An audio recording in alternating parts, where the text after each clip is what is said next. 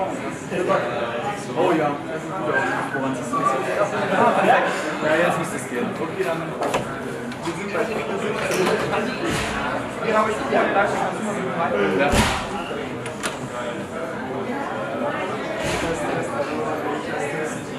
Das müsste schon passen. Ich muss nur abwarten.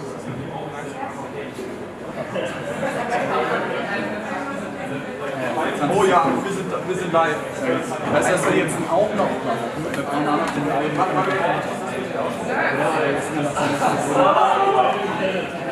Okay. Ja. Ja, das ist der Ton ist mal perfekt. Nee, sonst kann ich aktuell check.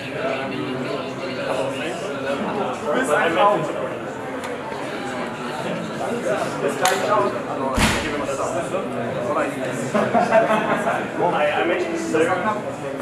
Danke dir, Max. Also, pass auf, was ich auch noch machen werde. Hier zwei.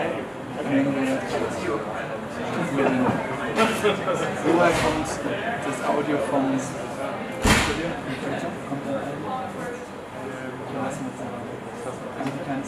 Doch, das kommt alles da rein.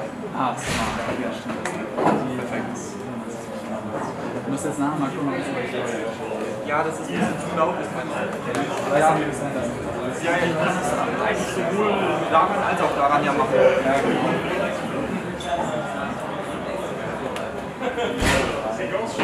okay.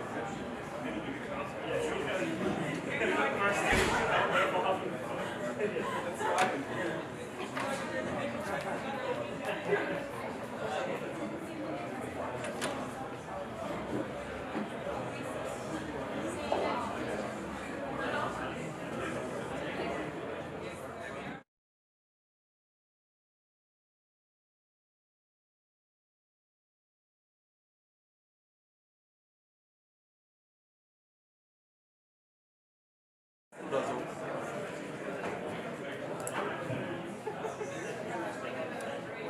Check.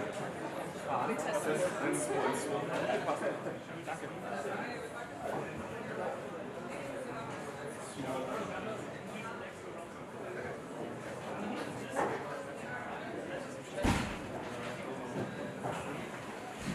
Danke.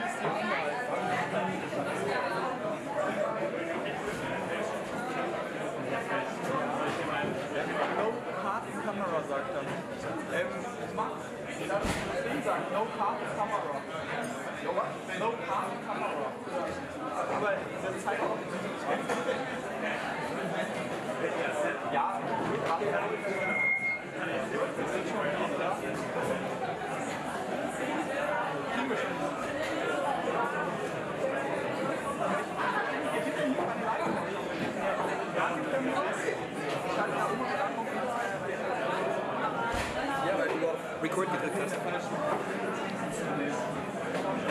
Jetzt ist er wieder live. Jetzt ist er wieder live.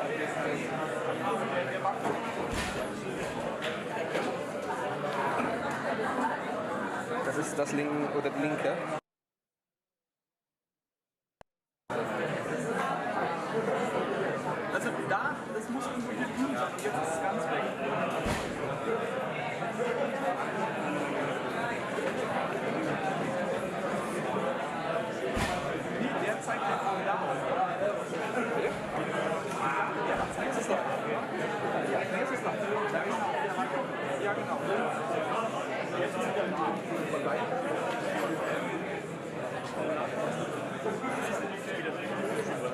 treffen, falls was ist. Ja, wobei Ja, ich schaue nochmal zu.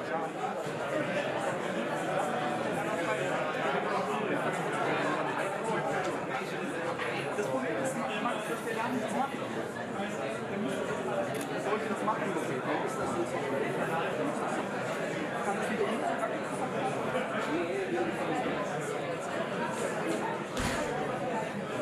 Hello.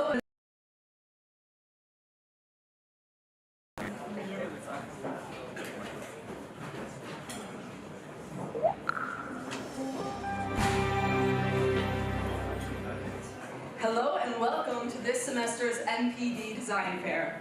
It's heartwarming to see familiar faces, trusted partners, and also some fresh faces. If you're here for the first time, you're lucky because this is the first year we've had air conditioning. Welcome.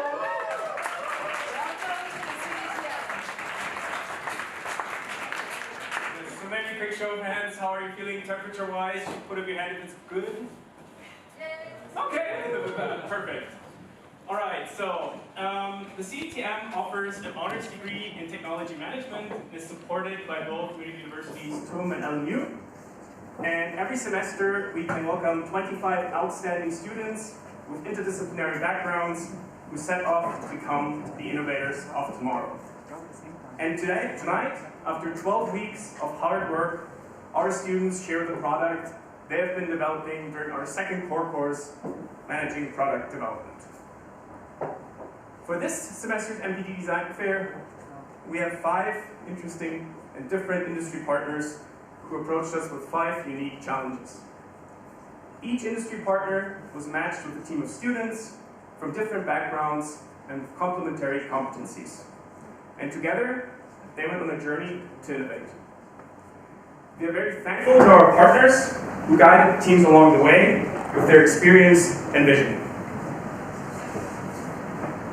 Along the way, our teams also got support from a variety of experts with backgrounds in design thinking, business modeling, prototyping, and even storytelling.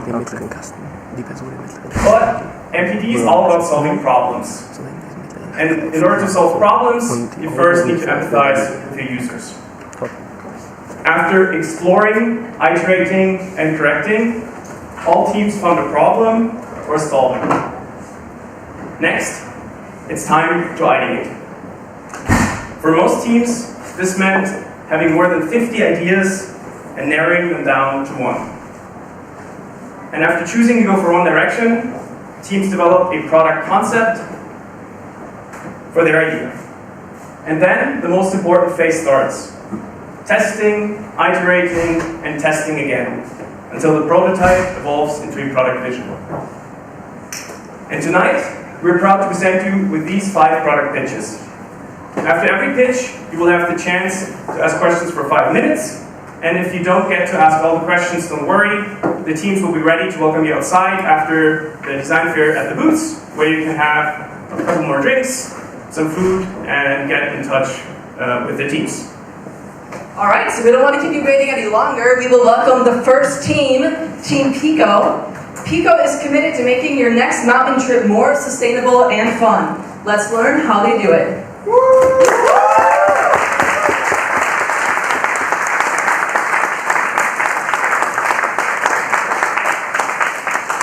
Thank you. A warm welcome also from our side. We are Pico, and we're looking forward to present our product to you today. Before that, I want to start with a small energizer. So please raise your hand if you enjoy going hiking or doing sports in the mountains once in a while. That's almost everyone, and this is actually also what we found out during our research. So mountaineering is gaining popularity, especially in the region of Munich. But again, please raise your hand if you consider your ecological footprint when planning your travels to the mountains. If you look around now, that's like basically no one. And this is actually also in line with our research findings. So 82% of mountaineers go to the mountains by car usually. And this is not only a problem because of traffic jams or because of locals that could complain. But especially it's a problem because of the emissions caused by it. So mobility is still the largest source of emissions in mountaineering, next to some minor sources like energy or transport. But why are those emissions a problem? Especially in the mountains, climate change has some really heavy impacts. So, for example, we see that the snow lines are rising, which means that skiing won't be possible in some regions anymore in a few years. Next to that, the glaciers are melting. So this is the Rhone Glacier in Switzerland, and in 80 years, it's projected to be completely gone. And last but not least, the Alps are the biggest freshwater resource in Europe. And especially for Munich, this is important because it's also a drinking water resource. So by having droughts or troubling the ecosystems, we're threatening our own drinking water resource. And this is why we were wondering why we don't travel to the Alps sustainably. You might now ask yourselves, aren't there existing solutions already for that? Aren't there trains? And yes, there are. But did you ever go to your favorite destination in the Alps by train? Well, yes, this works if it's Garmisch. But if you really want to go deep into the Alps, you might end up by taking 5 different trains, and out of those 5 different trains, you don't even know if they are actually driving. So, this is what we did. We asked over 50 mountaineers, what are your main pain points while traveling to the mountains with public transportation? And what we find out is that convenience is everything. Currently, traveling to the mountains by public transportation is very inconvenient, it is time consuming, and it's just very annoying. Let's take a look into a usual user journey. So, usually when you go to the mountains, you start by the trip search. You search for the trip, maybe you talk to your family, to friends, or you even look it up into the internet on platforms. Secondly, you'll have a look into the navigation on how to get there. This is the best way. In the worst case, you just take your car and go to the mountains. And the last parts are the getting there and the actual fun part, the part on the mountains, so hiking, skiing or climbing. With our solution, we are focusing on the first 2 parts of the user journey. So we are combining the trip search and the navigation part in our solution. We are Team Pico, and we are bringing mountaineering mobility to net zero. How are we doing this?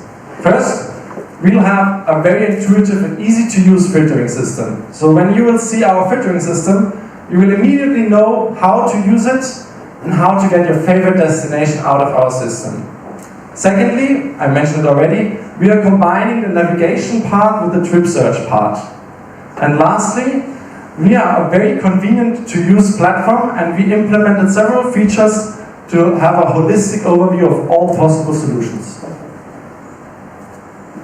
Now, what does convenient holistic planning mean in this context? It not only means that we have the fastest public transport routes available, but we also augment our search by not only having conventional public transport methods like trains and buses, but also other methods like bike and car sharing. Now that we know what the idea behind Pico is, let's look at how we might use Pico to find our next mountain trip. Let's suppose I want to go to the mountains next weekend. And maybe a friend of mine has told me about this really cute valley in Austria called Mühlstadt. To get started, all I have to do is open the Pico website and sorry for the short break. The app should look like this. And what I can do is I can go to find your next trip, enter where I want to get started, which in this case is Munich. I enter where I want to go, which is this cute village called Mühlstadt. And once I've done that, I have a couple other options for selecting the activity I want to go for selecting the difficulty that I want to set. But all of these look fine for me. So I'm going to hit search, and after a couple seconds, I'll see that some options pop up in Austria. When I see those options down here, I can select one of them, and I directly see that I can take a train and the DRV Bergbus Eng to get directly there. If I go for view details, I can actually see that it takes me 2 hours and 17 minutes. And I also have the option to further look at the public transport navigation or go to my hiking route app to look at the hiking route. So now that we've seen how Pico looks in practice, let's look at Pico's financials. Now I know what you might be thinking. Pico, you're doing a great deed for the environment, but why do you have to make a business out of this? Well, actually we don't, because we actually want to make our app completely free to use. Now I know all the investors in this room might now say, Pico, you're not charging your users, your market size is 0, this is not a VC case. Innocent fools. Our market size is gigantic. But we just switched the units around a little bit. We're not optimizing for profit, we're actually optimizing for carbon emissions reduced. So you're not paying us with your money, but essentially you pay us every time you pick a train over a car with our app, with the emissions that you saved on this trip. We at the therefore, we believe that our responsibility is not to generate revenue out of this, but really to create a sustainable and enjoyable experience for our mountaineers. And with our solution, we can give people the way to see the direct impact of their choice by taking a train over a car. Now the routine mountaineers in this room might say, this doesn't sound revolutionary, there's multiple apps already covering on this, which is true, but they don't really cover the whole process of booking your trip. On the one hand, we see on the y-axis the tools that help you to get to a destination if you already know where to go. So you want to go to Garmisch, so you go to Google Maps or the Navigator and you just enter your destination. For one hand, you have to be lucky that there actually is a connection that takes you there in a limited number of time. And on the other hand, we see that you actually have to find the trip in the first place. If you have no idea where to go, Outdoor Active or Komoot might be your places to go, but then the same problem will occur. You will find a route, you still have to go to Google Maps, and pray to the Lord that you don't have to switch 6 times to get there, or even get a direct connection to get there. Zoogle actually is doing a good job to combine both already, so that you find a cool trip that matches your activity level, but also is accessible by public transport. But we go even one step further by including even more mobility options like bike sharing or even mobility sharing for cars, so that we can offer even more trips and activities for your next mountaineering journey.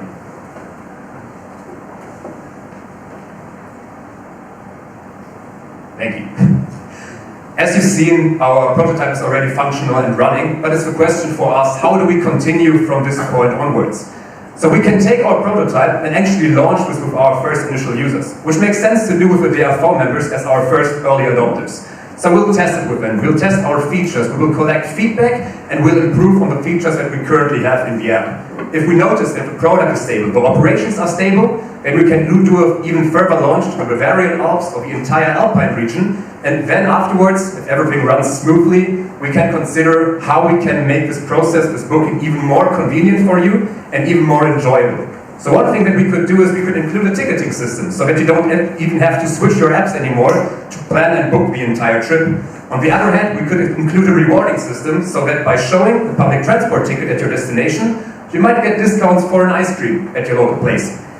But by continuous user interviews, we will figure out what is the best way to go, which in the end is to make it even more convenient for our mountaineers.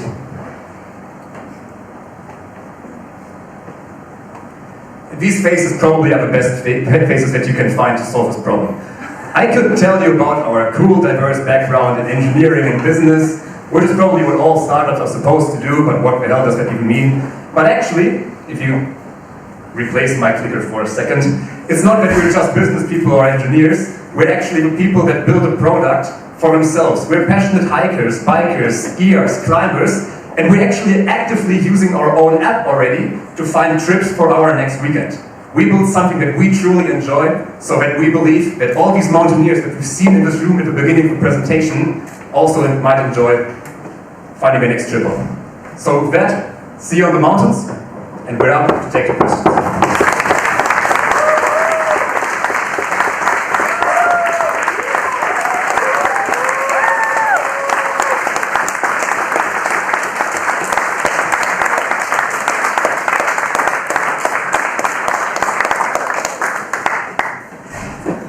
When you showed the app, you said that you could directly navigate to the hiking route, kind of, out of the app. So which providers would you be working with, or would you directly include something into your app? Should we repeat the questions first of all for the live stream? Okay, the question is if we do navigation in our app, so that we can do the routing to the place and in the mountains, which other services would we work with, or if we even include this in our app. For now, we actually do a redirect to external services, so you can generate a link that takes you to this route that we found on Google Maps. So if you have your Maps app and you click on Show Navigation, it takes you to the app, to the route, and It might be a feature that we include in the future, but for now the experience is still seamless. Thank you. I still have question marks around commercialization. So how would you actually end up making money? Do you plan to certify as a carbon removal project? And how, if so, how do you prove additionality? Repeating again for the question is, how do we get profit, or how can we make money out of this, or how can we be profitable or sustainable as our operations? Which is valid, because for now we want to offer it for free just to see that people get the option to get to the mountains, but of course it has to be sustainable. One way is we can think about carbon crediting, so that we actually apply as an official carbon reducing project that we can sell certificates by. On the other hand, as we are developing this together with the DRV, you could also see this as a service of the DRV for the membership fees that the members pay to the DRV. So it can be integrated into their operations as well, so that the development and maintenance of the software works out without having to generate additional revenue. How do you source your routes that you offer the users? Can you scrape them from code or somewhere else without reaching any data issues? Simon, this is for you. So just repeating the question, it was about how we source our hiking routes. So we're using Outeractive right here, and Outeractive basically has a white label solution that the DRV is also using called Alpenverein Aktiv, and that has a bunch of routes which we are also integrating into our app. So that way we can just use their API and have the same data available, basically.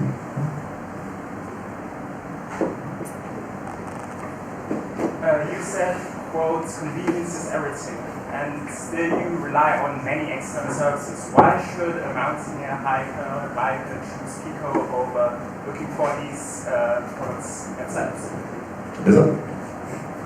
Yes, the question was why should a mountaineer choose our solution instead of just looking for the travel solutions themselves. So the advantage is we combine all the solutions. So for example, the bike sharing or carpooling options, they're not in Google Maps. So if you want to do like, you want to go to Chiemgau and then you want to rent a bike, you won't find this bike sharing option in Google Maps currently, or maybe not all of them, and we are combining all of the different solutions that you see on the slide together, and this provides the best possible travel options to you, and this is the advantage we have over all those single solutions.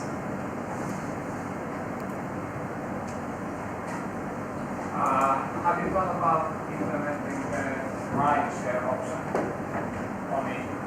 Could you come again? Implementing what? Ride-share option. So let's say I have a car, I want to be on the car mission, someone wants to join another one. Have you thought about implementing also like community feature? So I'm on the car mission or mountains by myself, I'm looking someone to join with me in the group, because I think later it's quite unsafe to be by yourself. Yeah, this is a great idea. This is also what you can see on this slide on the bottom here. So we were thinking about this car sharing option, and what we figured out is that there are several options already on the market exactly offering this. And what we want to do is to combine all these options in our platform and then provide you the best way on how to get there. So we say we are better than all those options which are mentioned here on this slide by combining all of those options in our platform.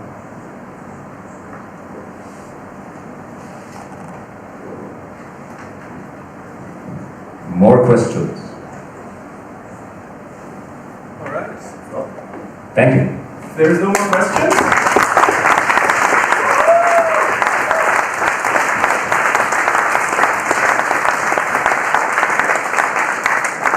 It's now time to welcome the team's project partner on stage. The team partnered for this project with the Deutsche Alpenverein Sektion München-Oberland. And today we have here Matthias Ballweg and Franziska Loth. All right.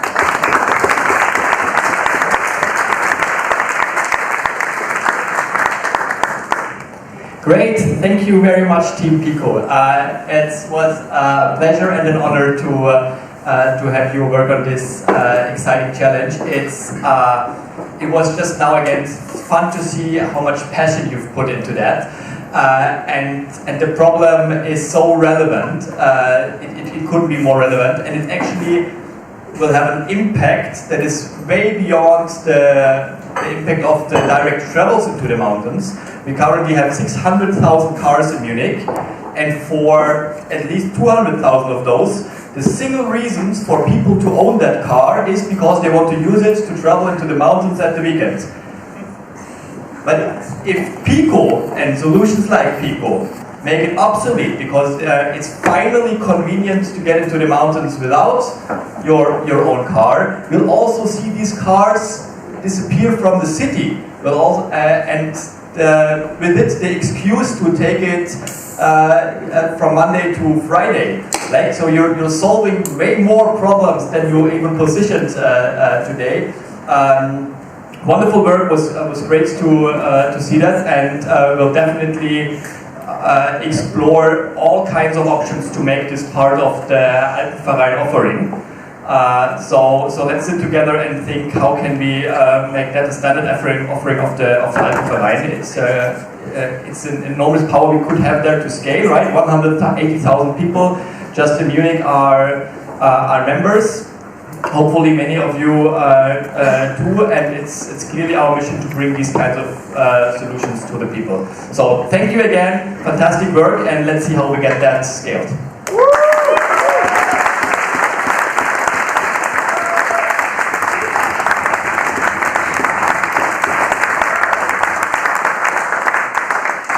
Thanks a lot, Matthias. And with that, we're moving on to our next team. Our next team is also looking at individual transportation, but more on a city level. Have you ever wondered what happens with the gigabytes of valuable data that your car is generating every hour? Next up, Team RoadSense.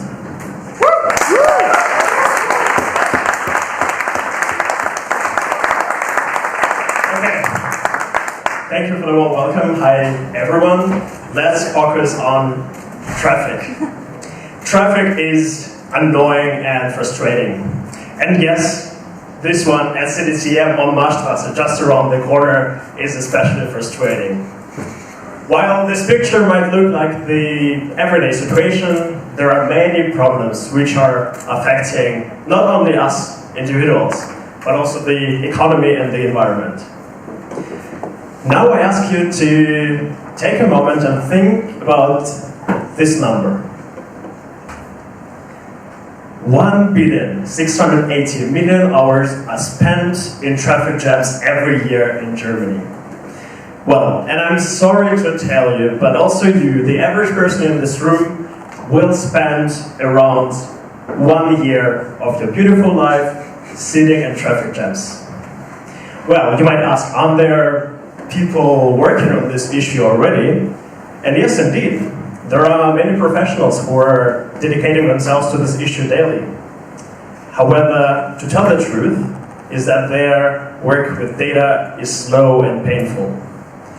Collecting data from cars, from counters, from different map providers, and then thousands of other sources takes months. And then they also have to work with third-party solutions to ensure it's then questionable quality. It's messy. Yes, and of course I'm standing here today to tell you that we've built a solution to relieve that pain. We've built a data insight platform providing instant, live, and actionable data to empower urban planners, traffic engineers, and civil engineers. We are RoadSense. And now, let's have a look at our product. Alright, now that we got an understanding of the problem, let's have a look at the solution that we built. So this is Max' dashboard. Max is a civil engineer, and Max' company has purchased multiple data insight products from us. For example, roadside assistance monitoring, error code analytics, and traffic patterns. And Max is specifically interested in having a look at the intersections in Munich to make them better. So we're going to have a look at that product. Here we have a nice map of Munich. We can immediately see that there are some intersections which are less critical with green points, and other intersections which are more critical, marked in pink points. If we zoom in, more intersections become available. And now we want to have a look at an intersection a critical intersection that is right around the corner. Actually, the intersection that we just had a look at in the video, it is the intersection Marktstraße-Seidestraße. And now in this detailed overview, we get a nice visual representation of the traffic flow. We can immediately see that the peak traffic volume hour is 4 p.m. We have a peak waiting time of almost 4 minutes on this intersection. Then we can see that compared to other intersections, this intersection is actually slowing down traffic quite a lot compared to intersections with a similar traffic volume. On the bottom, we have a nice representation of the traffic volume throughout the day. We can immediately see the peaks during the day. And then in the table, we can have further details to see how the traffic is flowing for traffic that is turning left, going straight, turning right. And now we want to have a closer look at the traffic coming from Marktstraße West, taking a left turn. We can see that the dashboard completely adjusts to this filter, so we can really do a deep dive. And for example, we can see that the peak waiting time for people turning left coming from Marktstraße West is about a minute longer than the average peak waiting time on this intersection. So Max can now take these insights to dig deeper and find the problems in the traffic flows, to then do changes to improve the traffic flow in the city of Munich, for example by changing the traffic light timing. Yes, and now that we had a look at our product, let's look at our operations. Thanks. So how do we actually operate and what is our business model? We first source data from car manufacturers or mobility services and clubs.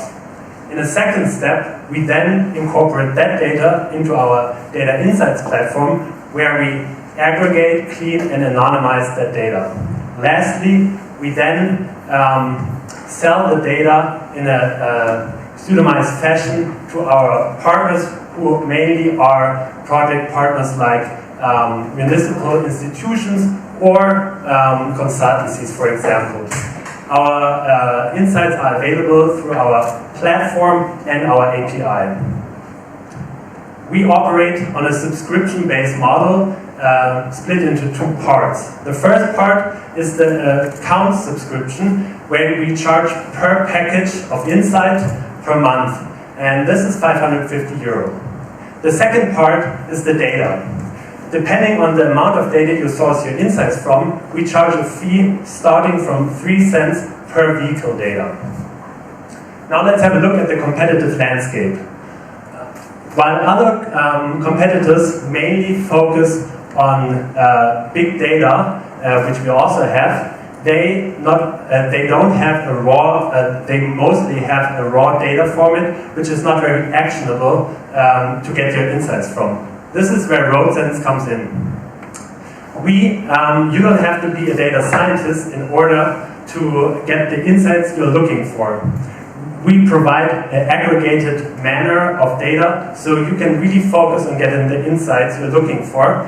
And on top of that, additionally, we offer a granular insight level in Germany that is actionable for instant decision making. Now handing it over to Bene to talk about the market. Thank you, Niels. So now that we've seen how uniquely RoadSense is positioned in the competitive landscape, let's take a look at the market that we're aiming to capture. Commercializing connected car data will reach a market of 400 billion by 2030. We are targeting the German market first, which is a 30 billion opportunity, and out of that we are confident that we can capture 3 billion by 2030. As you can see, the market is growing by 18.4% annually, which is quite a lot if you have seen cars in the past.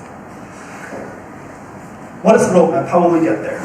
We have done 75 interviews in the last months and used that feedback to iteratively improve our prototype and use it for the first user testing with potential customers. We will continue to do so in the next couple of weeks and are therefore set up to onboard the first data providers in the last quarter of this year and to offer 10 additional insights products. Next year, we will then have the market entry and offer 3 more crucial parts on our platform, which is advanced analytics, predictive models that allow us to predict traffic flows in the future, for example, and adjustable dashboards to make it super, super easy for the unexperienced non-data scientists to use our platform. Why am I so confident that our team is perfectly set up to make RoadSense happen? We combine data science experience, building B2B SaaS startups and scaling them, and shipping products to thousands of customers in the past. And now therefore, together with our project partners and other contacts we gathered over the last months, well set up to bring RoadSense to the market. And with that said, thank you very much for listening, and we're looking forward to your questions.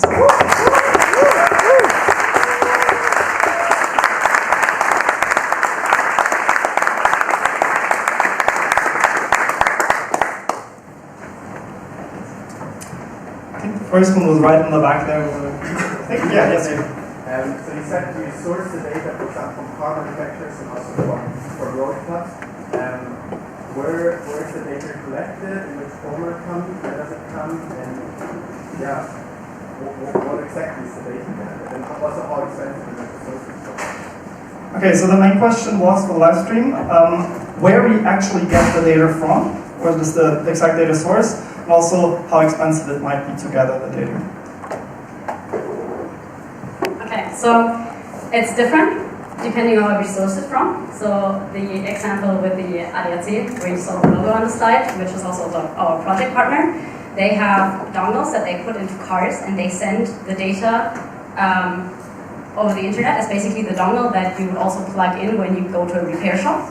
So we have not only the location data, but all kind of data that comes with it. We know, for example, the fuel pressure, the engine temperature, all these kind of things we know, and we can put that together to really have good insights.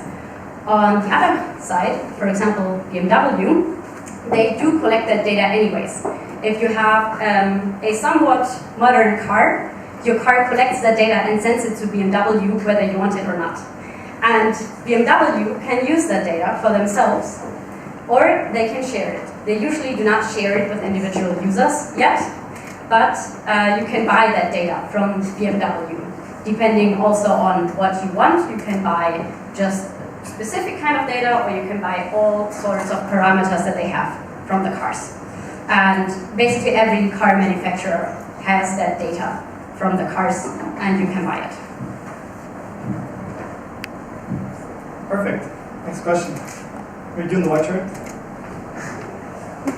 So you actually don't know how many cars are going through an intersection, you only know the number of cars that have this dongle, or do you do some kind of extrapolation? How would it work? So the question was, do we actually know every car that passes through an intersection, or only the ones that have a dongle attached, for example? So, of course, for the ADAC use case, they would need, for them it would be the cars that have a dongle, so basically, potentially all the ADAC members. But for when we buy the data from the car manufacturers, it's every car that is modern enough to collect data, which is quite a large amount. But yes, there might be some cars that we do not capture, and currently we do not have a solution for that, because they do not send the data if they're older.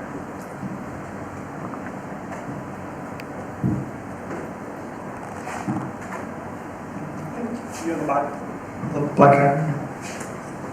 So I would be curious, what do you do to combat the effect of having cars? Like, if you're partnering with specific car companies, how do you make sure that this doesn't screw up your data? For example, that your neighborhoods might have more BMWs, if you're partnering specifically with BMW. How do you make sure that an intersection that appears to be pretty busy isn't actually only busy by, if you look at BMWs, that is busy in intersection? What do you do to adjust for this data that is skewed and invaded? Yeah, I'm not sure if I got all the points because it was difficult to understand. But your main point was, how do you make sure that we are not biased in our data, that we only buy data from BMW, for example, that have, I don't know, if we're in maybe Grünwald, we have suddenly very busy intersections with BMWs, but in other cities, locations, you don't have that much BMW traffic. That was the question, right? Okay. So the simple answer to that is we're of course not only buying BMW data. BMW is not a partner of us. It was just one example for a car manufacturer, but we're not planning on buying only BMW data. But of course we would have to buy data for all the cars that we want. For example, if you want to buy data for a certain area, let's say Munich, we would have to buy the data from Munich for a certain time frame from all car manufacturers and not only BMW, of course. Okay. Yeah. Doesn't matter. I have actually two questions. First is, can you buy data of Google Maps? Because everybody uses Google Maps. And the second question is, you said it's very actionable, you don't need to be data scientists to be able to use it. But in the demo you showed hundreds of intersections, and some of them are red, so you would have to click on find the red ones. And how do you envision a urban planner that just wants to optimize the worst intersections use it without being overwhelmed?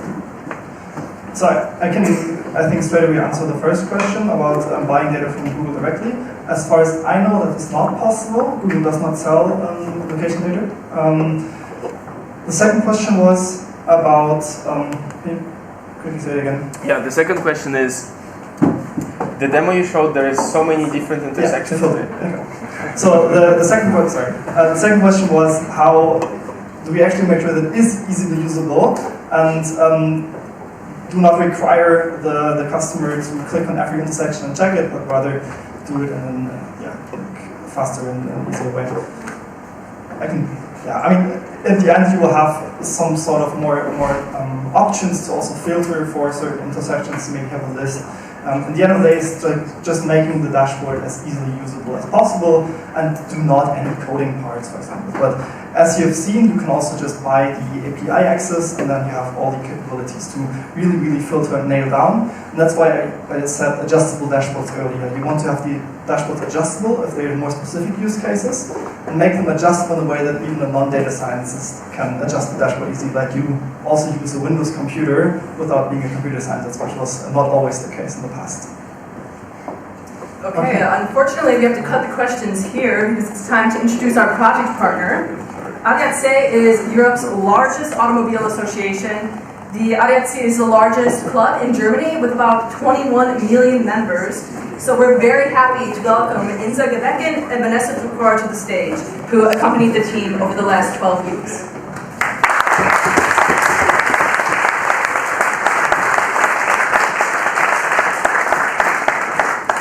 I'm sorry Vanessa's missing today, but I'm here. Hi, I'm Inza. I'm Innovation Manager at ADAC, and for the last 2.5 years I've been working on the topic vehicle data and how we can use them. And so it was very cool for us to get in touch with you.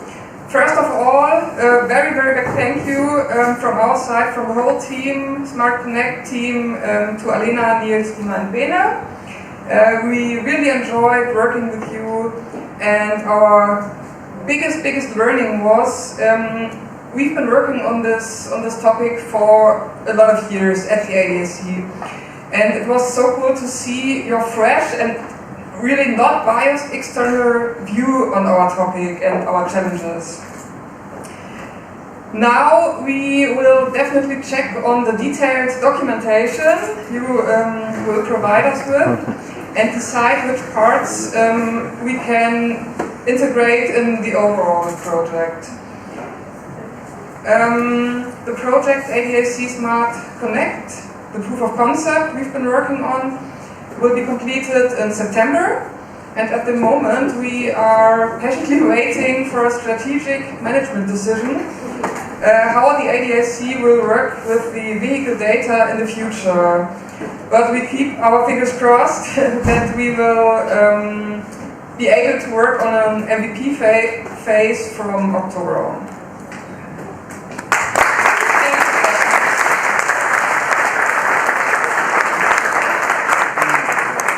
Thank you very much. much.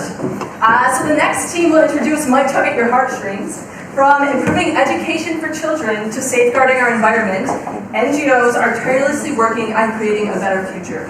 With a mission to unleash the true potential of NGOs worldwide, Team RunWork is here to create a lasting impact. Let's give a warm welcome to Team RunWork.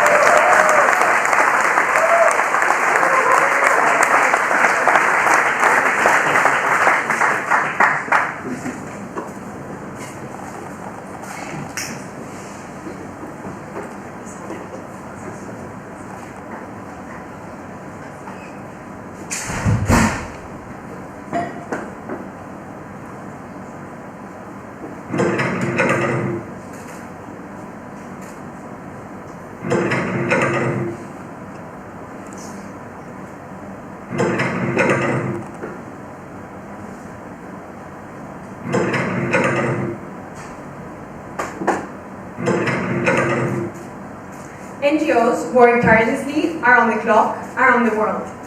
They help enhance education to children, for them to have a brighter future. They also help fight against climate change, to have a positive impact in the environment, in our world, in sustainability.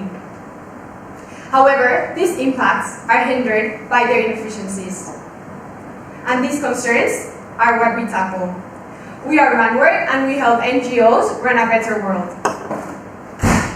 56% of NGOs lack HR skills, and this directly translates onto a loss of up to $9 billion from poor human resource management. This can include, for example, struggles with fostering a good working culture, for example, lack of diverse or inclusive practices, bad working conditions, etc. Also, they face many difficulties when attracting talent, but not just that, also in retaining the talent. And for sure, they face many inefficiencies within HR. We created a best-in-class educational platform where we have HR courses which are tailored specifically for the individual within each organization from the NGO. And this is really specific and really tailored because we know that everyone within the HR ecosystem in NGOs have different challenges and everyone needs a personalized journey. And for that reason, we also decided to bring up a collaborative network where peers from the same region or also the same sector, for example, can exchange ideas and best practices with each other. But not just that, we also have experts in the field that could also help you with their best practices in their private sector. We make HRM knowledge accessible to everyone, everywhere. From someone sitting in a hut in the middle of the sub-Saharan Africa to someone sitting in an air-conditioned office in a tower in New York, for example, or also NGOs which only employ one person, one employee, and then they have a lot of volunteers, but then also NGOs which are internationally already established and they have more than 200 employees. So we know that the pays are the same, but their needs are different. And now you might be asking yourself, how does this work exactly? RunWork is designed to be a solution for everyone, everywhere. But let's see how our solution could be used by one specific NGO employee, which is Sustesh. He's the president of a small NGO in Sri Lanka. He does not have any qualifications or any academic background related to HR management. He has been thinking of taking some courses in order to improve his knowledge about HR management. However, the problem was all the time, he did not know where to start exactly and what kind of courses he needed the most. And that's why when he stumbled upon RunWork. He first needed to sign up by entering some specific information related to the NGO where he's working. The NGO is pretty small, with eight employees. No one is specifically responsible for HR, that's why Sustesh, with no qualifications, had to take over. The NGO is active in Asia, and they are focusing on climate action. After entering all these informations, RunWork uses a large database of NGOs around the world in order to predict what are the challenges and problems that NGO employees in similar NGOs may face, and based on that, provide some recommendations of courses that Sustesh might take. And with that, he had already a starting point. So now, Sustish can set up his profile by entering more information about the NGO and his skills in HR management so that RunWork can accurately predict and make recommendations, but also he can discover some courses related to different topics about HR. He can set up goals in order to track his performance and already start by discovering his learning journey. After using RunWork for some time, Sustish has already finished some courses. He's still progressing on some others, and he already started by his first learning journey. What is exactly a learning journey? Well, a learning journey is nothing but a list of HR courses that once an NGO employee finishes, he gets an understanding and a deeper understanding about a topic related to HR. But the most interesting part about learning journeys is the fact that they are dynamically adapted and adjusted to the needs and the parameters of an NGO, and also they are adjusted based on the performance of the NGO employee within these courses. You might wonder at this point, where are we getting this learning content from? And this is exactly where our partnership with the Personio Foundation comes into play, because they are leveraging their HR expertise in order to create high-quality courses for us and for our platform. However, the courses is not the only way for Sustish and other NGO employees to learn. They can also learn from each other by sharing experiences throughout our Q&A feature. Here, they can follow different topics, they can ask questions, but also answer questions of the other peers. Also, experts from large NGOs and corporates can answer questions, gain badges and certificates, and share them on other social networks.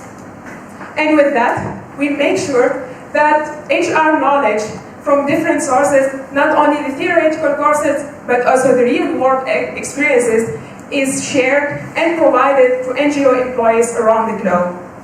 This is the solution that we had to build, but the question to ask now, why are we building this solution right now?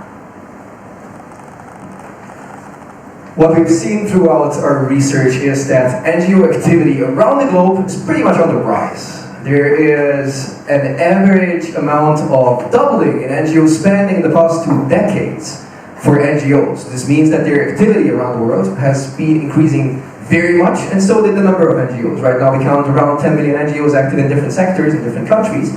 And what this is a good indicator for is for us to jump in at this point and empower NGOs at their nascent period, when they're pretty young, pretty fast, and therefore we can empower their operations and thereby keep them alive for a longer time, and thereby they can actually unfold their true impact in the future.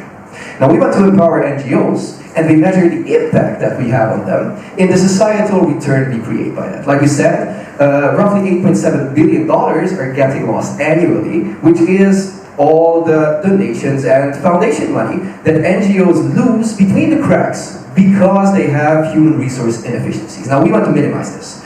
At the first point, we want to focus on NGOs active in the environmental action and in the educational sector, because the Personio Foundation, our main partner on this epic fight, already has a large network in this segment, and therefore we can very quickly spread our impact with these NGOs. And then further on, we also took the assumption that there's going to be a share of NGOs which are going to be open for digital and novel solutions, which leads for us to a value creation of roughly $800 million that we can create for NGOs in the first place.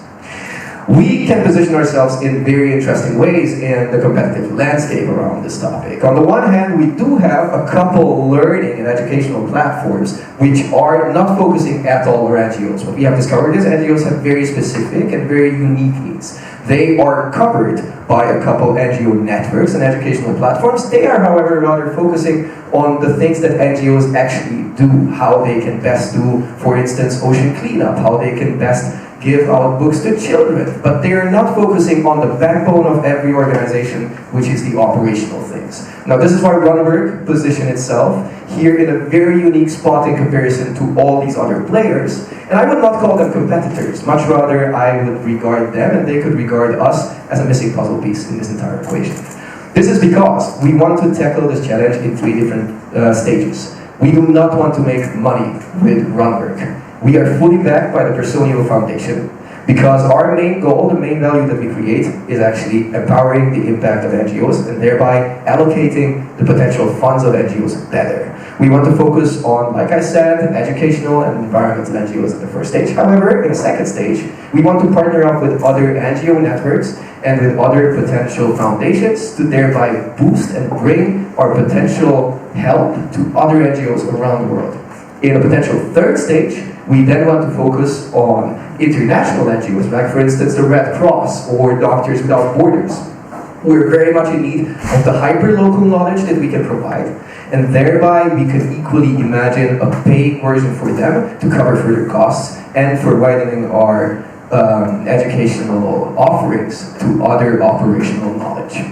We are a very diverse team, bringing in, on the one hand, expertise from, of course, the tech and the business and the legal direction to navigate the international jungle of NGOs. However, on the other hand, we also bring in our big expertise from NGOs around the world, and therefore our partially network, which we can further leverage in this journey. Because we are Team RunWork, and we help NGOs run a better world. Thank you very much.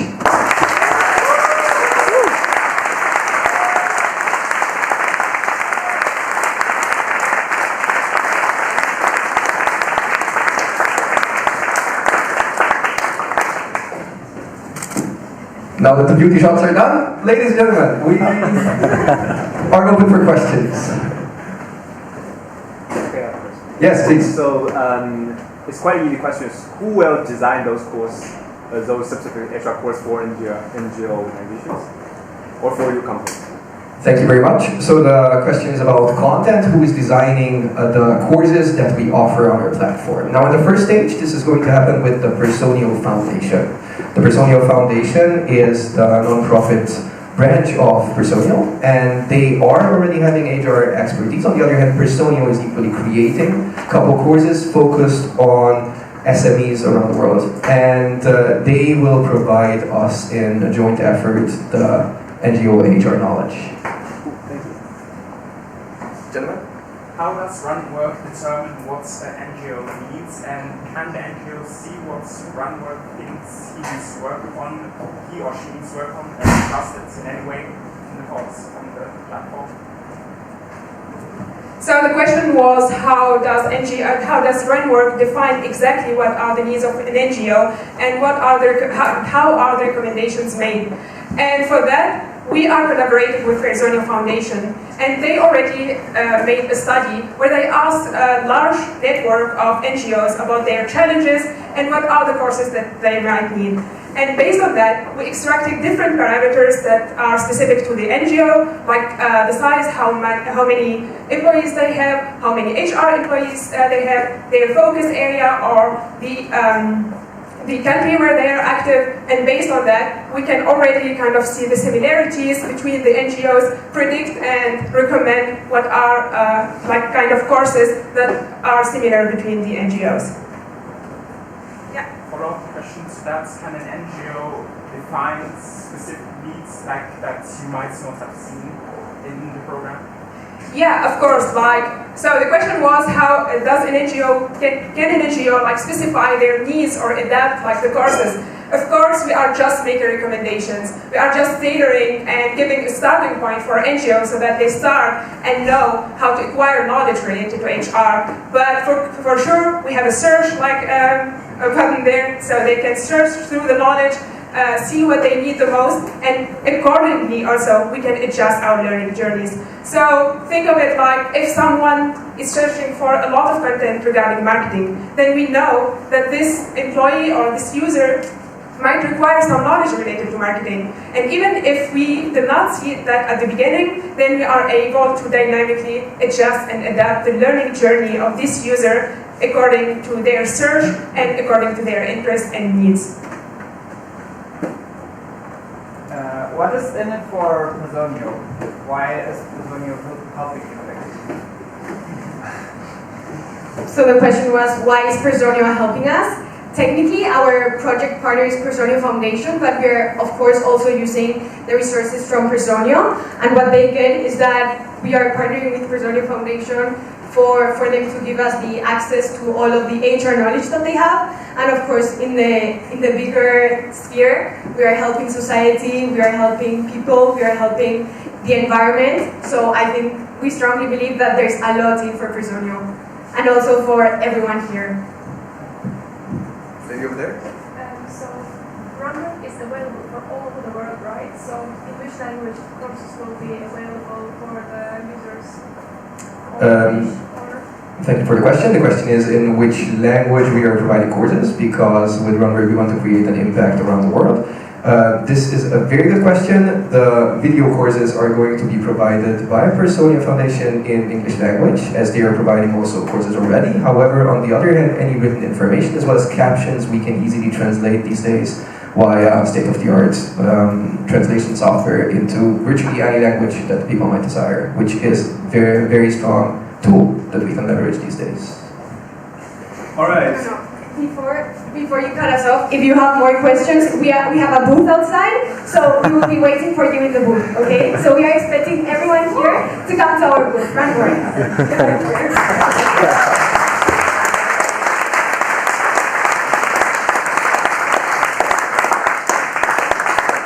After all this talk about the project partner, unfortunately, Anna Schwarz, head of the Personio Foundation, who has been working with the team, is not here tonight.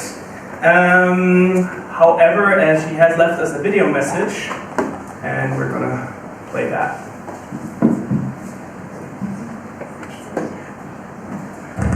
Good evening, everyone. My name is Anna. I'm the head of Personio Foundation. I had the pleasure of working with the CDTM MPD team RunWorks with Claudia, Marisa, and Max. Not only did we have a lot of fun over the last month, the three of them really inspired me. From having a very rough product idea, we managed to get in different workshops and with different ideation sessions from their side to come up with a product that finally I can see and I can feel what it's going to look like. Marisa, Max and Claudia, thank you so much. Your work has been incredible and I'm really, really proud and honored to have been working with you. Best of luck for your presentation today. I will see you very soon.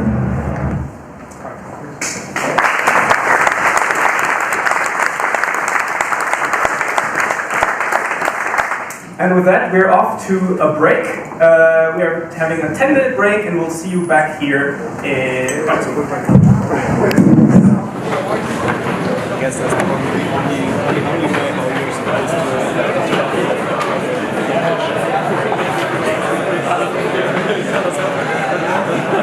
that's probably the only way how you can interrupt your co-founder during the pitch. You say like stop before you can't I was confused the first second, but I think that was a good one. Yeah.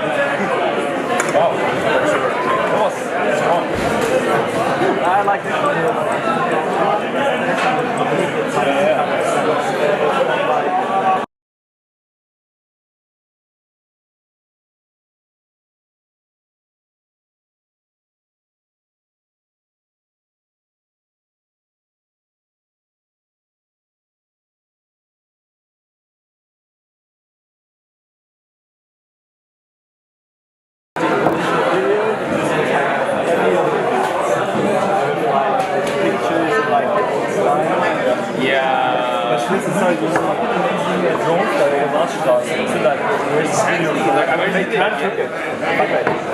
But you have to get the lights. You can't operate drones.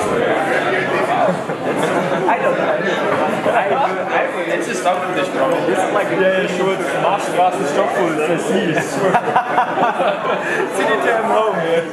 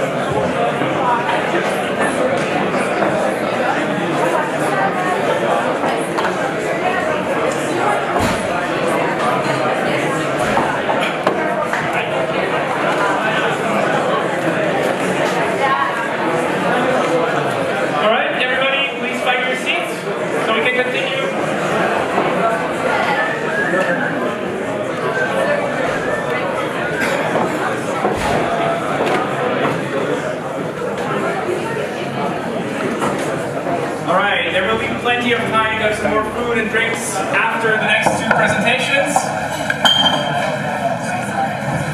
For now, let's continue with our next team. Probably the team with the most creative name, Team Llamas. And I would say, let's not waste any more time and learn how they leverage large language models to structure the document chaos in logistics management.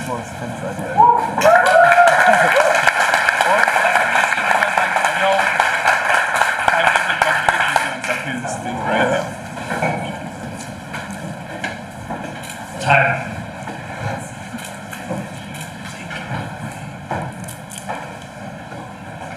Time is probably the most precious resource we humans have. Who of you in the audience here would generally like to have more time in their normal life? And as expected, maybe a more difficult question. Who of you thinks they wasted some time today in their daily life? A few people, but I think not that many. So I guess you probably don't work in logistics. Because employees in logistics spend more than 5 hours per week to structure and store their documents. For a single shipment, documents of up to 5 pages can be exchanged. And a single person would probably need 10 minutes or more to store this document and also transfer this information to their IT systems.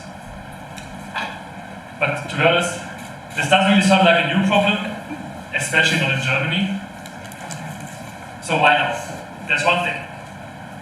Large language models. Large language models have not only improved exponentially over the last years, especially the last 12 months, and not only has their performance increased, but they have become significantly more accessible and affordable to use. And this is where we come in. Llamas.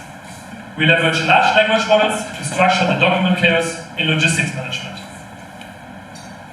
Well, you probably ask yourself now, okay, this guy just dropped a few buzzwords on us, but how is this actually working? So we'll straightly jump to our solution and consider. So Llamas is here to bring a solution for the logistic operators. A logistic operator that typically would face 1 million documents on their time at their job. They'll come from bill of landings, custom documents, invoices, packing lists, among others. But this time, with Llamas, they'll be able to send it to us, which will collect that information along with the information that they already have in the software that they use, or the IT services, or even the spreadsheets that they can have. We are going to be able to put things together and structure it. What's the final outcome? Be able to integrate it back to what is the IT services that they use today. With this, they'll be able to update SAP or any other IT service that they use today to have actually the information rapidly done. But let's look at it actually how it looks on the platform. This is Chris's platform. Chris is a VP of logistics, and he's going to be able to, as soon as he opens, see how many documents they've uploaded this week, see what are the scheduled deliveries that they have this week, and how has the performance improved along with the use of Llamas.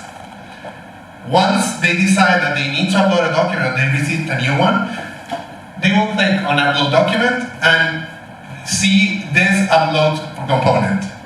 I want to send your attention to the top of the upload component that has the option of file upload, send by email, or direct link.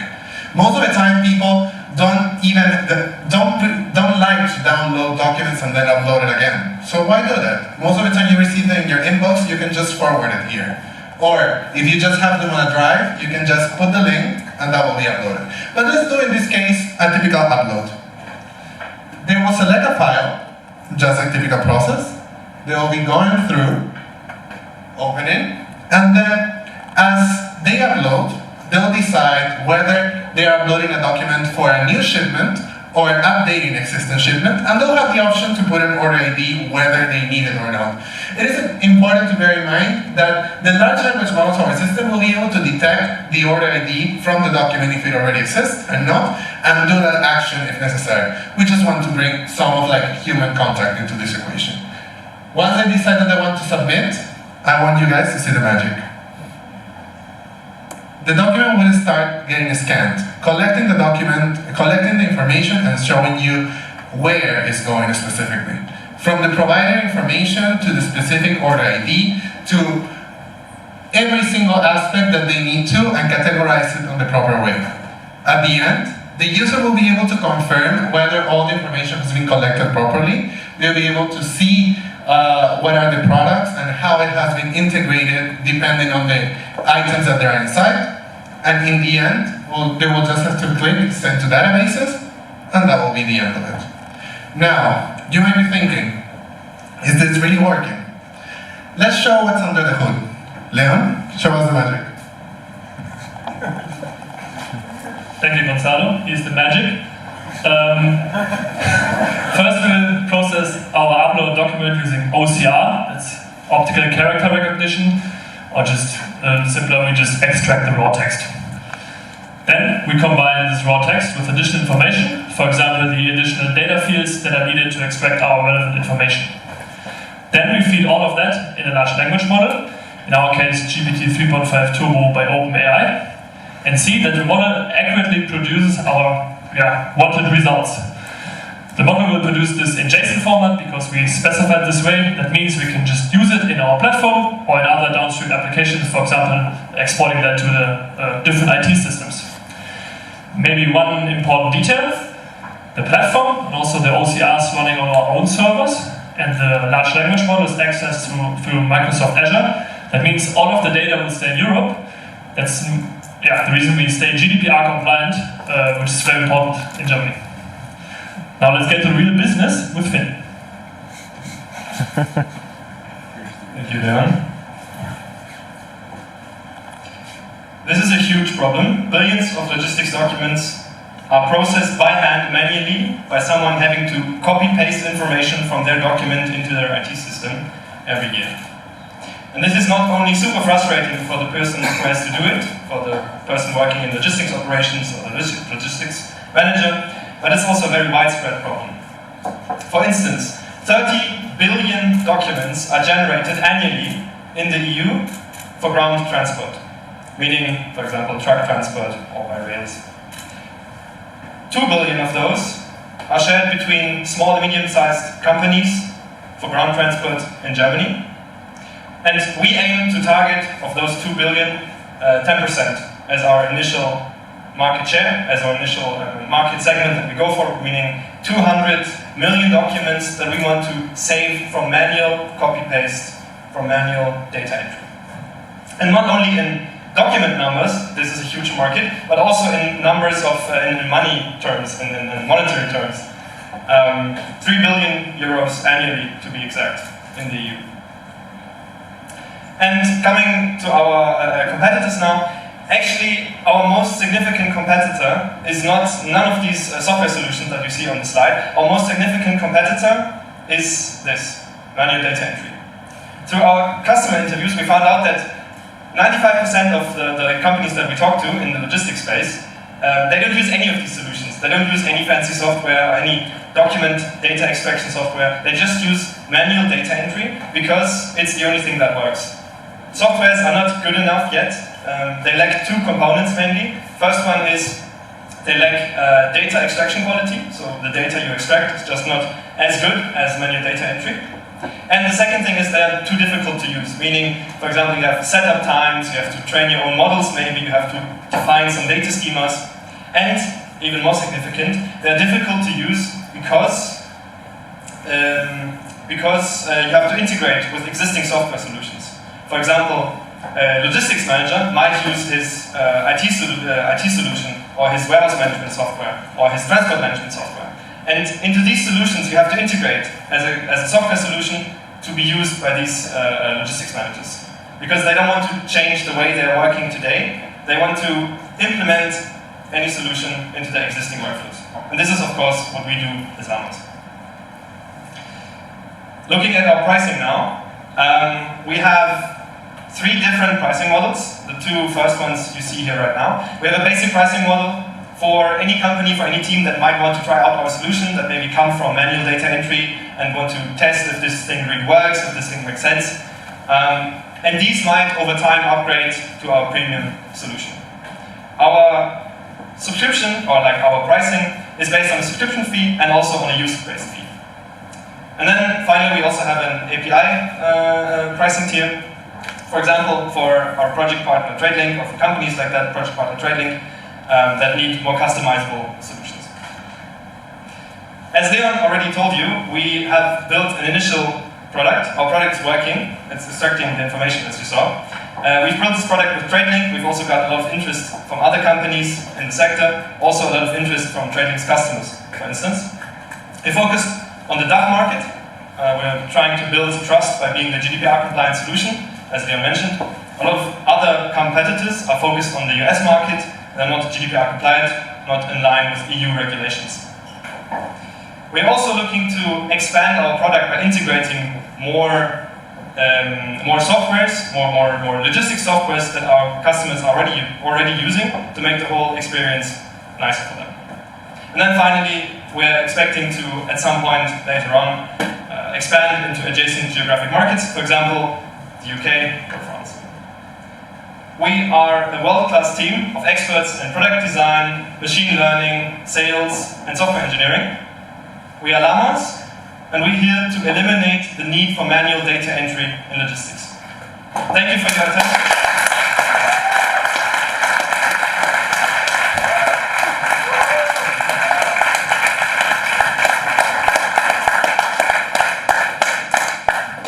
Thank you. We're now ready for questions. Yes? Are you doing anything to manually verify the output of these large language models? Because they hallucinate something like a price or an order ID. Yeah, the question was, are we doing anything to manually verify the output of these large language models because they are prone to hallucinations and stuff like that? Very good question, of course. Maybe the easiest answer would be to remember the product demo from Gonzalo, where you can see where the information comes from, so the user can actually quickly verify if it's true or not. Of course, there's always the possibility that the model hallucinates. Therefore, we, of course, test it, but still need to test more on the data that TradeLink actually gave us with actual industry documents. But I guess, as you probably thought about, it's very important that our solution is very robust, because if you just hit export and just trust it, it has to work. But I think it's possible. Also, if you maybe use multiple large language models and basically combine them, and if they're all outputting the same value, then it's probably not a hallucination, but true. And yeah, that's the answer, I guess. Yes, in the back. How do you integrate GDPR compliant with ChatGPT? How do we integrate GDPR compliant with ChatGPT? As you know, Microsoft bought OpenAI, so Microsoft has also their own OpenAI services through Azure, and Azure is certified as GDPR compliant. That also means currently it's still lacking a little bit, so I think you can't really use GPT-4 on there. But yeah, that's certified, and our project partner was happy to use that also, that we upload the private documents there. Yes? I can imagine how you would implement this in a new logistics system, but how would you implement Llamas in an existing system? For example, if somebody already has an SAP database, how would you put Llamas into this system to make it work efficiently? How would we implement our solution into an existing software solution like SAP? I guess another technical question. I mean, as Finn said, we have multiple pricing models. I guess if you're probably using something as sophisticated as SAP, maybe the API pricing model would be interesting for you. And maybe if you also have not that sophisticated program that you use, we also think about in the future, for example, integrating our approach directly into your mail client or whatever, that you can extract all the information there. And it heavily depends on the exact solution. But with the API, I think everything is possible. Yes? How would you eliminate the risk of code injection like this with ChatGPT? How do we eliminate the risk of prompt injection?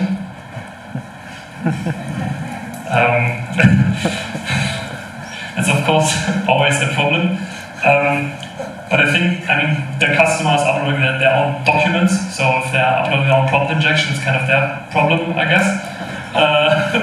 Are you referring to something specific if the data is coming from our outside? Yeah, so I think it's not really an issue because the data is coming from you. Of course, you could think about, I know something, I will send you an invoice and I hide some secret code in there. We have actually not really thought about this. If you roll this out really productively, you probably also have to think about this. Thank you. Yes? No? Yes, you.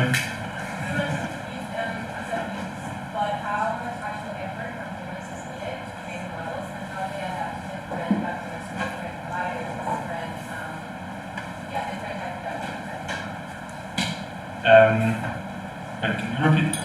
Yes. So the question is about how easy of use this actually is because of the training of the model that they're assuming that we need to use here in Llamas. And the answer in this case it is that Llamas right now is based on a custom type of attributes that you need from an org ID using the example from most of the IT softwares that they're using. So there's no need for training, and that's one of the value props that we're bringing. In the case that there is need for training, we do offer customization of those inputs by actually training back from the APIs or the spreadsheets that you can have and facilitating that translation into variables. Sorry, I think we're out of time for questions. One last thing. We have a booth, please come to our booth, to show you how super frustrating this experience is of, that logistics managers have to go to every day. We built a small game. Unofficially, we call it our logistics documents torture game. So if you want to come by, please check us out. Come by our booth. Thank you.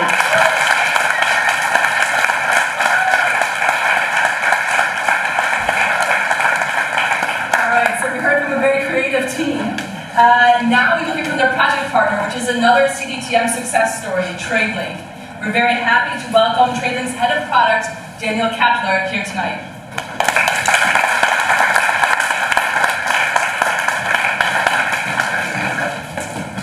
Hey, wow. Looks like more people than from the back. Hey, what should I say? Like TradeLink, what we're doing is we're simplifying the collaboration of shipments and transports. And like what we're trying to solve, or what we're solving, is actually a lot what you already pitched. So you have so many manual processes and problems along these kind of transports that you have usually kind of up to 8 companies involved into only first and mid-mile transports. So you can imagine like how much efficiency problems are in there.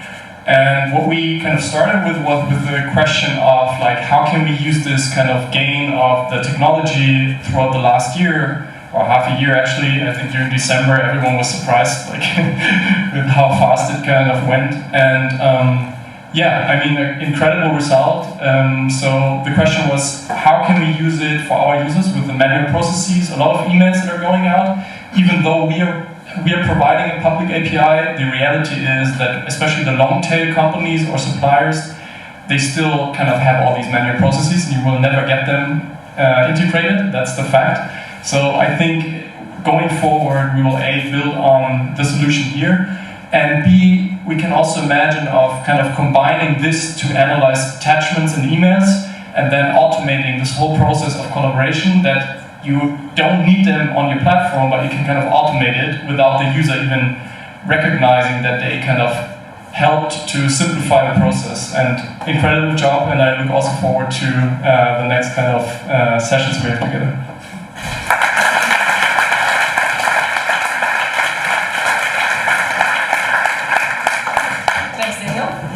So last but not least, let's welcome Team Phoenix, who wants to take the risk out of construction. Please fasten your seatbelt, put your seat in the upright position, and open the blinds. You're about to land at the Berlin airport.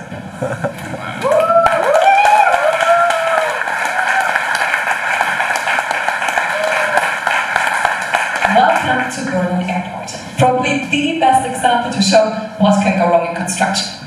My personal favorite example are the escalators. By the time the planner knew that they had to change the plans, they were already ordered. Well, turns out they were too short. So what they did is they had to manually add 3 steps. Good luck with your luggage, I'd say. And we all know that these were not the only hiccups. So apart from the escalators, they also had to replace 90 kilometers of cables, and they had to replant 600 trees. And mistakes are money. So in the end, the project costs were 4 times higher than originally calculated. Now you might say, Lisa, that's an extreme case. But it's not. 3 in 4 construction projects in Germany exceed their budget. The reason? Unforeseen problems. But what if we could do exactly that? What if we knew in the very beginning which risks are most likely to occur and how much they will cost us? What if we knew about the problems early enough to be able to mitigate them? What if we could get rid of all of this uncertainty? Well, what others call a magic crystal ball is what we call a data-driven solution, and we've built it. Welcome to Phoenix, the intelligent solution that will predict your risk.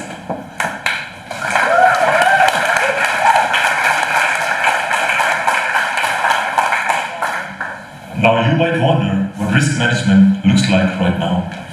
Well, I have some bad news for you. It is ugly Excel spreadsheets with thousands of versions and thousands of pages and manual entry, which is super error prone. In fact, it looks so ugly that we had to fight with Lisa here to even put it on the slides. And this is exactly what we want to change. We want to move away from Excel chaos towards data-driven risk management. Data-driven. Quite a buzzword, I would say. So how exactly are we planning to do it?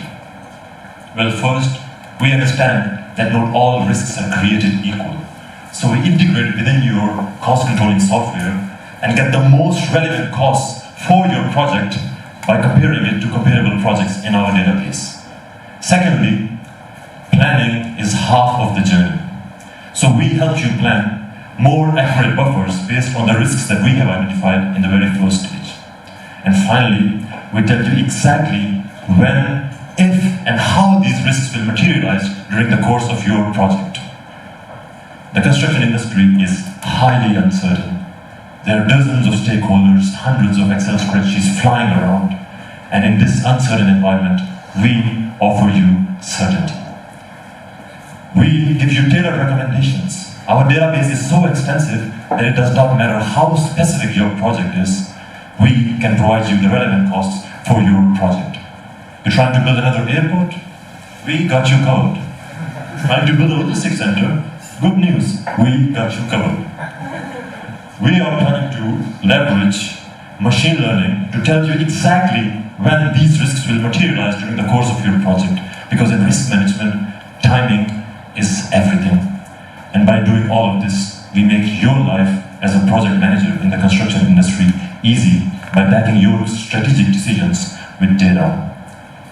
Now let's talk numbers.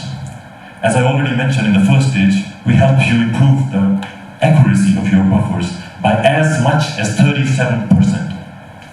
But why is that important, you might ask? Well, if your buffers are too high, you run a risk of having huge financing costs. And on the flip side, if your buffers are too low, well, you will run out of money, and I hope no one here wants them.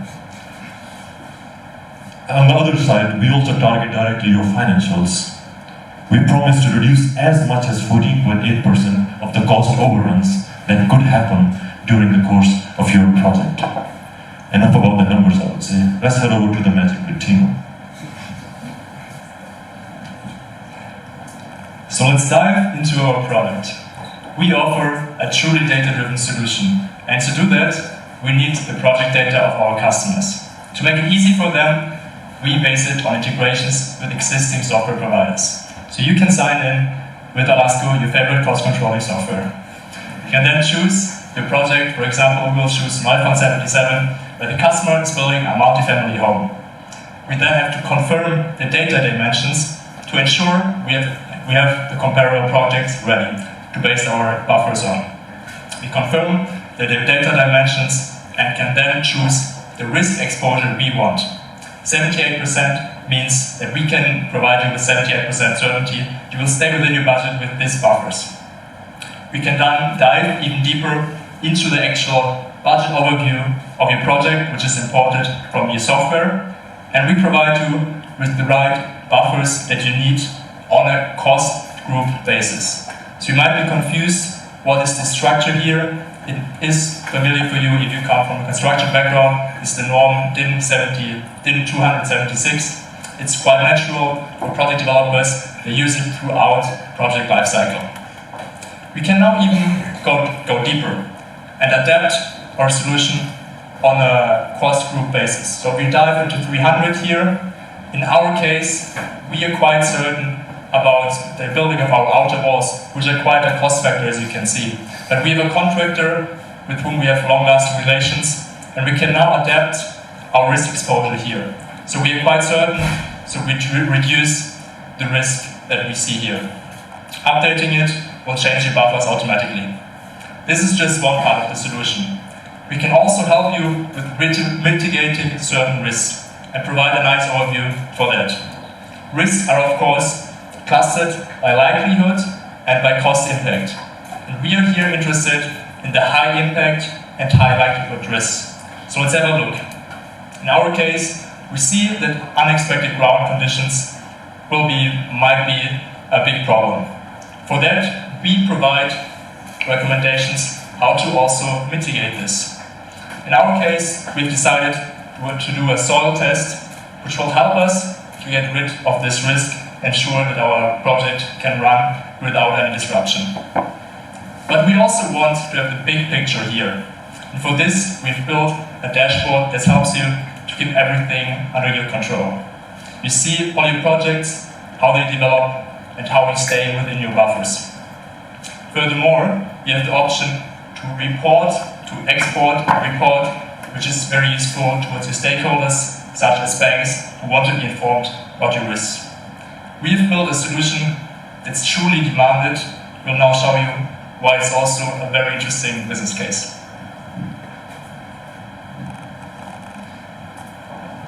Well, enough of the magic, let's get back to the numbers.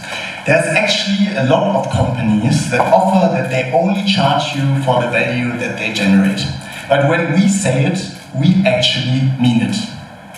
We charge our customers 10% on the savings that they generate by mitigating risks using our platform. We believe this is an incredibly interesting value proposition to onboard new customers. But where do these new customers actually come from, you may wonder? Well, we are actually in advanced stages of negotiation to develop partnerships with cost-controlling software providers, whose customers are actually large project developers and asset managers. This is a match made in heaven, because these customer groups are exactly those that have the biggest need for a sophisticated risk management tool. So, what does this actually mean for our market potential? Well, we are fortunate enough to be dealing with the construction industry, and this is a tremendously huge industry. Cost overruns in German construction projects account to 44.4 billion per year alone. As we've already mentioned, we believe that we can reduce those by 14.8%, leaving us with 6.7 billion. And as we've already told you, we only charge 10% of that, which will leave us with a SAM of 670 million euros. We've done this calculation not just for the German market, but also for the European and global market. On the European level, we believe our revenue potential lies around 2.6 billion euros, and on a global level around 19.2 billion euros. Well, you've already heard it, a large market, clearly an unmet need in terms of risk management solutions. So you may wonder, are there very sophisticated risk management solutions out there? But, sorry to bring it to you, Lisa, we know you hate Excel, but 90% of project developers still use it for their risk management.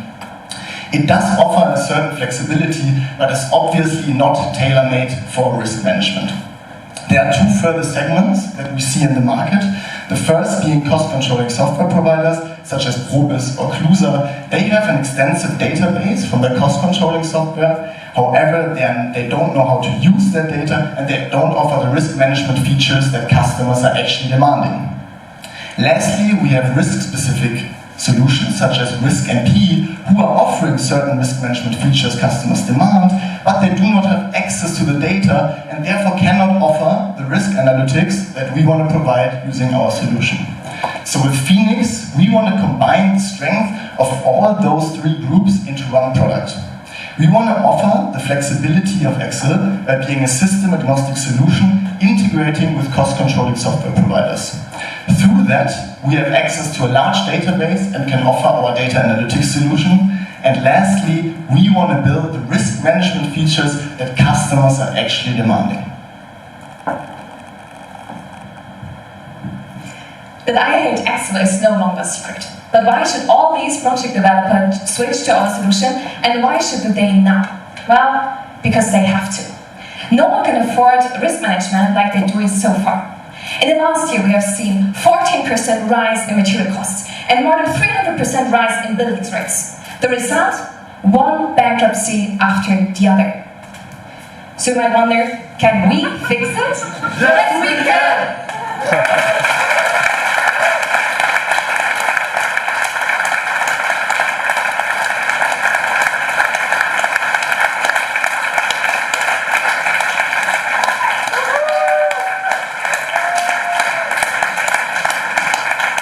If you have any questions, feel free to shoot them now.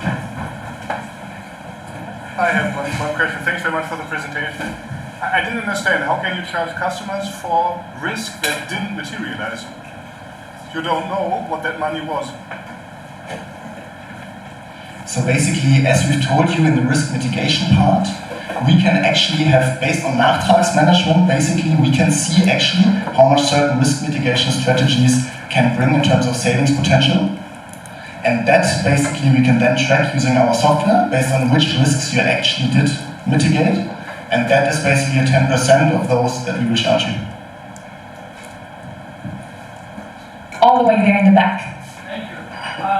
Well, thank you for your presentation. I'm just wondering, this problem has existed for a long time.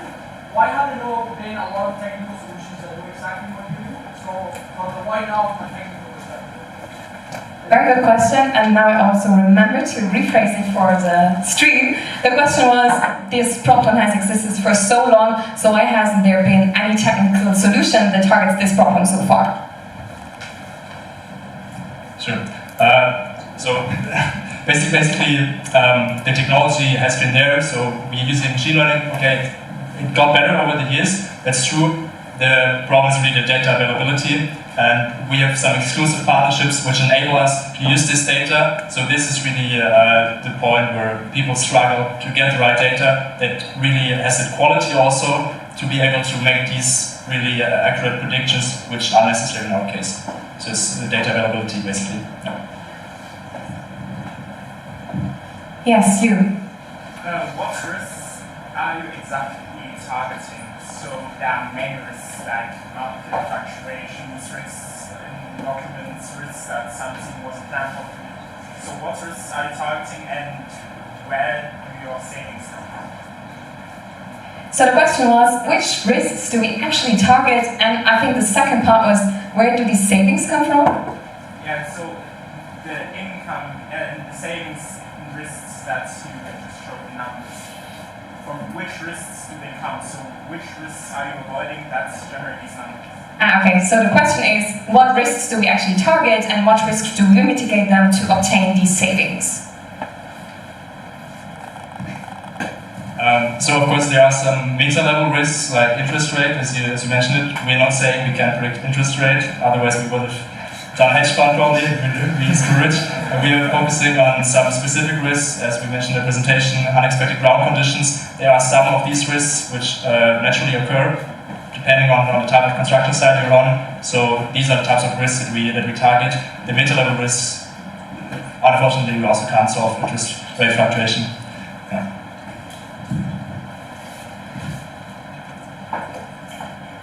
Yes. You mentioned that you can reduce some costs by 13%.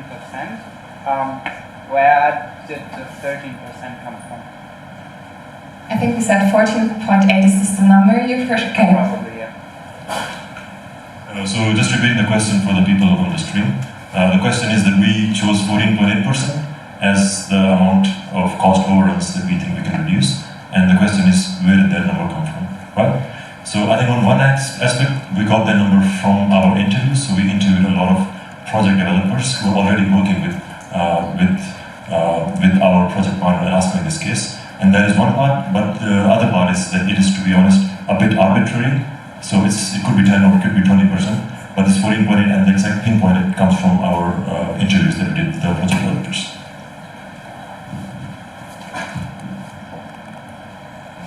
Okay, maybe you. Okay. I would claim that a big risk of all of these, especially in Germany, the big projects, comes from the Vergabesystem, which basically incentivizes companies to build as cheap as possible and not as realistic as possible. So, I mean, you are now motivating companies to be as realistic as possible, which is a good thing. But I think this will still pose a challenge when going through such a system. And I'm just wondering, how would you support companies by still using your product? And so the question was that he thinks that the main problems or the main cost overruns come from the, actually I don't know the English term, procurement, thank you very much. And so companies there try to say, okay, we can do it as cheap as possible to get the offer to be able to build it. But we emphasize them to be as realistic as possible, so why would they do it? And I think actually, you wrote part of your seminar pieces about it, right? Well, that puts a certain pressure on the answer that I have to provide now, but you have to remember we are primarily dealing with project developers, so for them the objective is very clear. They want to reduce costs. And where those costs actually come from is that what we discovered is that very often what you say, this undercutting, why does this undercutting materialize in cost overruns? Because there is a foundation, because there's usually some errors in the way the procurement worked, that renegotiations at a later stage can be done, where then they say, okay, we want 10% more money because you didn't tell us that there has to be electricity in the walls, for instance. And what we, for instance, want to tell the project developer now is, okay, make sure that in the very beginning, the way you do your procurement, check this point, check that point, that everything is to a standard where renegotiations can't occur later on. So even though then companies or contractors might say in the end, okay, we want more money, they have no foundation to renegotiate. Because very often that's actually issues in the contract and errors that happen actually in the very planning, in the very early stage. And that's also exactly where our solution wants to work at. Right. Thank you, team. We're unfortunately out of time for questions. But with that, I would like to welcome our project partners on stage, Basti Schumann and Emanuel Alzaneta from Alaska.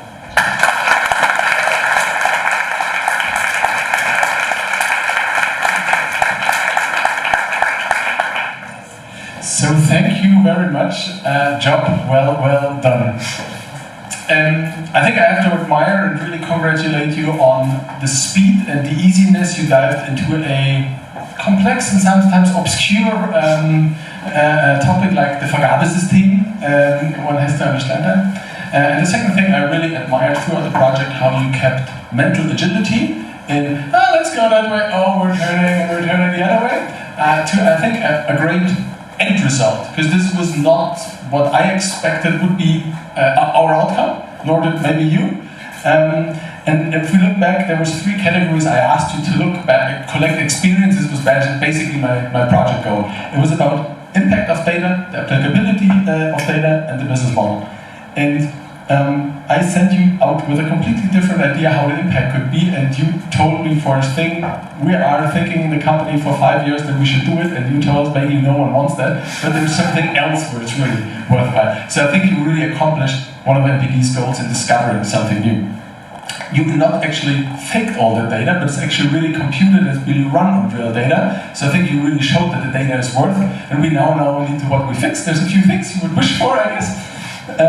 And last but not least, on the business model, you validated people really want that, because that's the biggest risk in product development. Do people really want that? And you told me from the last interviews, people were like, yeah, I get this a project, but can you really build it? So there seems to be a need. And I initially had a dream that with our project, a new product line was born at Alaska, and today might very well be the day. Thank you.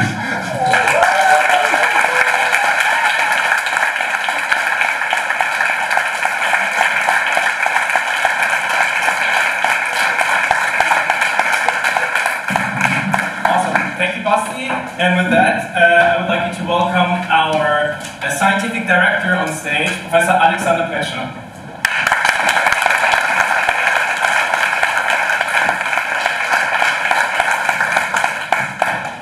Yeah, right. I'm a professor for software engineering at TUM. I'm a total nerd. And there's a reason why most of you don't know me yet. And the reason is that as a scientific director, my job is to make sure that no professors interfere with what is happening at CDTM. Because if we did interfere, and if we had interfered in the past, then CDTM would have been dead 10 years ago. I think this is a good moment to acknowledge the total absence of professorial strategy and rather congratulate CDTM, the team, for what they are doing and what they have done with you guys here. So let's give them a big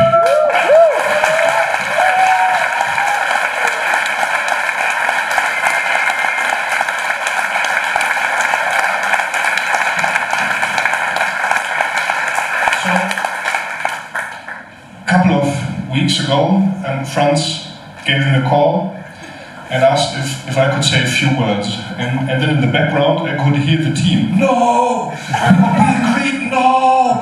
Why will you do that? But it was too late. And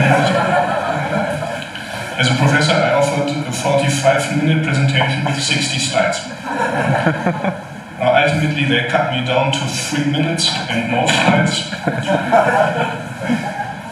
And we're going to be done in a second. I'm always very much impressed by what CDTM people do, and that is both the team and the students, what you do here with your projects. And one thing that I'm realizing always when I'm interacting with CDTM is that you often read in the press, Gen Z, work-life balance as a synonym for laziness, more life than work, and you know all that. And then look at this, right? This is the total opposite, and I'm really very optimistic. I'm becoming ever more optimistic when I work with you guys. So I just came up with the perfect pun for this. When I saw you guys, I thought this is the 3 super P. In fact, 4 super P, starting with Kretschmer, right? No, 3 super P, super people, super projects, super presentations. And that, I guess, means a big hand to those who present today, to all the teams. That's fantastic.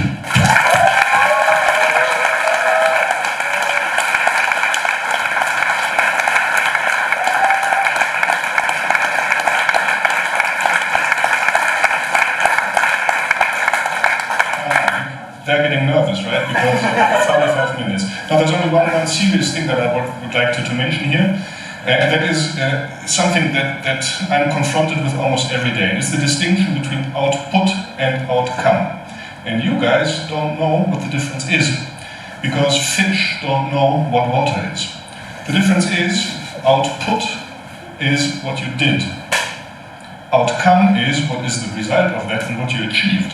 And in an academic system, sometimes output matters more than outcome. And often, if you look at what you guys have done, if you look at these companies, these pitches that we have seen, this is real outcome. And I beg you, keep up that spirit of outcome rather than output. Sometimes study programs educate you in the wrong direction. Okay, and now I have 5 more thoughts that as I'm speaking, I'm warming up. But no, I'm not going to tell you anything. Grab a beer, enjoy the evening. Thanks very much to all for coming. Thanks very much to the team. Thanks to the presenters. Thank you guys.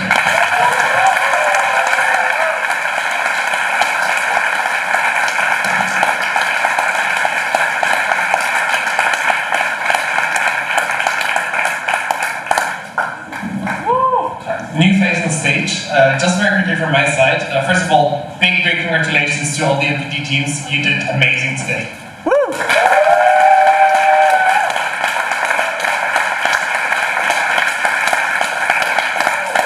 Now, I do see a lot of faces here that I don't know, and that's amazing because, yeah, welcome. And we're very excited to show you what we do at CDTM and what we have to available for you.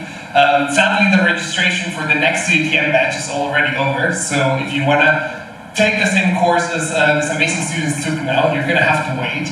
a little bit longer, but I do have an offering for you for the upcoming semester, and I want to present to you the Digital Changemaker course.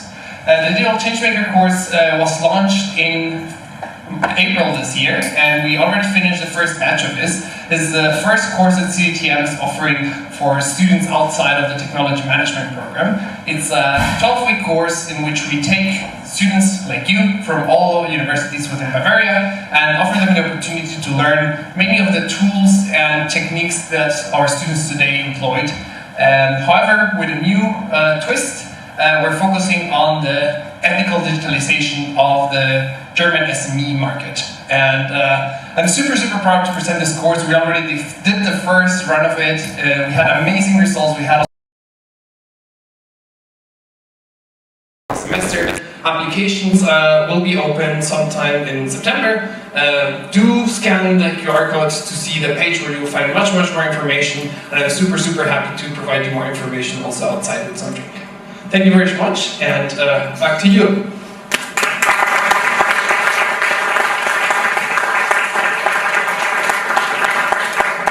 All right, thank you, Jose. Thank you, Alexander. This now marks the end of the design fair. We hope you enjoyed it. We want to give a lot of thanks to everyone, but mostly to the class. It was really a pleasure to work with you guys and watch your products and your ideas evolve. And we really thank you for all the effort and time you put into your work.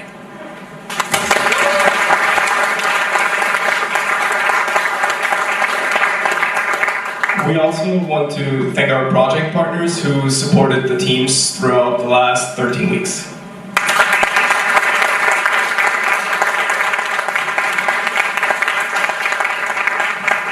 Another thanks to all of the lecturers and coaches who have, some are new, some are old, have been with us for many years. Thank you for your continuous support and time.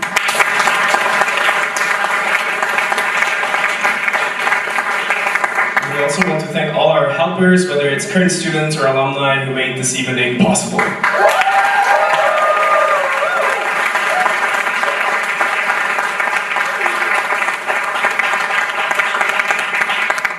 finally, I want to thank you all for being here tonight, and I want to quickly mention and thank you to Franz, who is teaching this course for the very last time.